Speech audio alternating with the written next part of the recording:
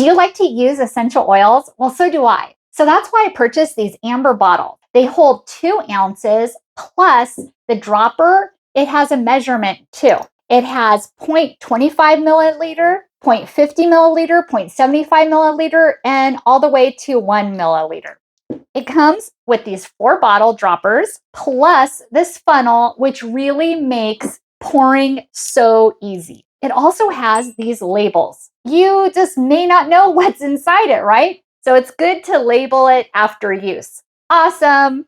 Here's a close-up of what the bottle looks like. This is the dropper. Now, if you squeeze it, you can get a lot more in. And then you just use the dropper. And here's an example of the dropper in use. Perfect. They also give you a funnel, which makes it very easy to pour.